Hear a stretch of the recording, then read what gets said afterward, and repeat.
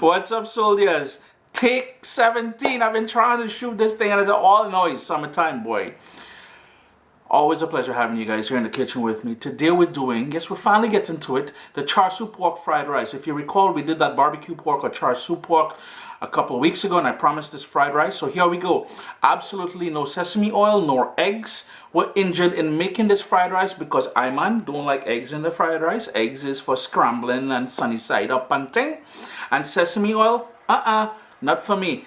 Char Siu Pork fried rice, you're gonna love this one, man. Plus we clean out the fridge. Anything we find in there, going in this rice. That makes for a good fried rice, trust me. What's up, soldiers? Don't forget to click subscribe. If you've already clicked subscribe, hit that bell notification thing. I want to all you missing out on the new videos, man. Come on, click. Let's take a quick look at the main ingredients we'll be using today. Here I have about 3 cups of white rice. It's been cooked, it's in the fridge, it's been chilled. You want to cook it the day before and allow it to chill a bit. I found some broccoli in the fridge, totally optional. You have to do that if you don't want to. A couple small baby bell peppers that I just diced up. 1 of these Thai chilies or bird's eye chilies or bird's eye pepper. Some scallion, onion, garlic, ginger, and we'll need, back here I have some Chinese cooking wine, some light soy sauce, and I love oyster sauce. And as I said, I am not a fan of sesame oil. I am not a fan of eggs. They won't make it in here. This here is the Char Siu Pork, which is the barbecue pork. I did that recipe about 2 weeks ago, so I'll have the link for that down in the description below. But main ingredients, will also need some vegetable oil.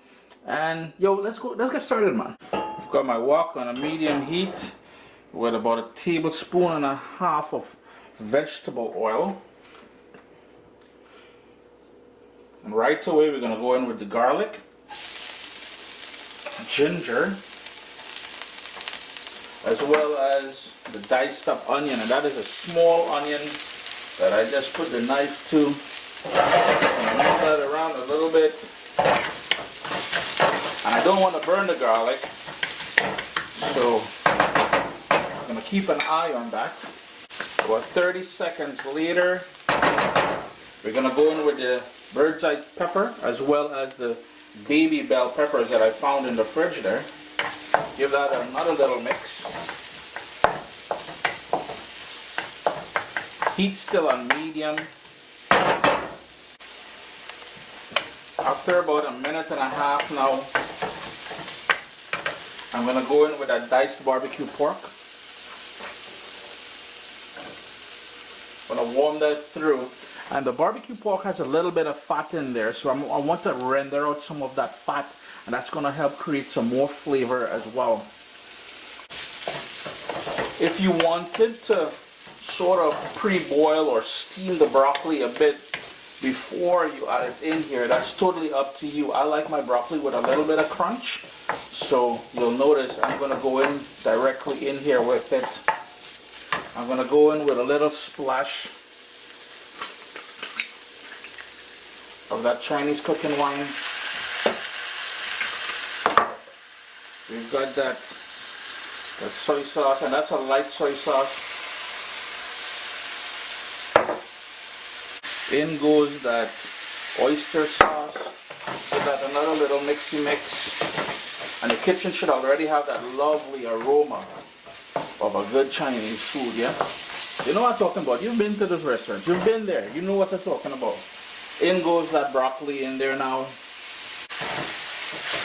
And as I said, the broccoli is totally optional. I saw it in the fridge there.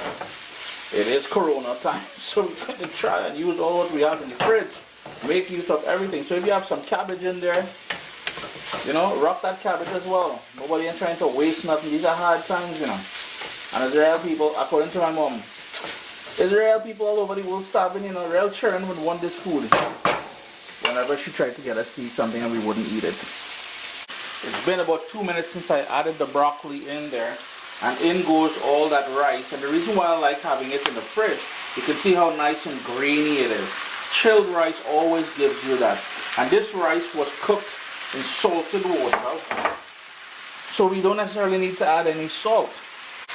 And since we're not adding any more salt, I will go in with a bit more of that light soy sauce.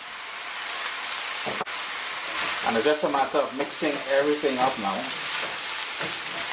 Now if you wanted the rice to have a bit more color, you can certainly go in with a bit of dark soy sauce. But remember, the flavor profile on dark soy sauce is a little bit different than on light soy sauce. So give that a mix, and we're going to warm through the rice now. And as this rice warms through, boom, bam, fried rice done. It's that simple. And I'm making a real mess here, boy. Good, Uncle Chris. Why are you getting on so messy? I'm excited. Maybe that is why. I love our fried rice, you know. Lastly, we didn't forget the scallions. We're going to toss in all that nice scallion in there. Now remember, if you want to add a little bit of salt, if you want to add a little bit of white pepper, so along with eggs in fried rice, which I don't like, along with sesame oil, I also have I'm not a fan of white pepper. So if you want to add a little bit of white pepper in there, you can rock that as well, yeah? So keep mixing that up, and I maintain that medium-high heat. Oh, look at that nice steam already coming out there. Papaya. The rice is heated through. Everything is combined nicely. Chris here, caribbeanpot.com. We're not wasting anything. Leftover rice if you have it.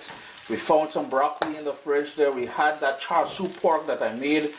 And the link is down below. You can check that out as well. Always a pleasure having you guys here in the kitchen with me. A nice little fried rice, man. Enjoy, alright? Look at that. Ooh, papa.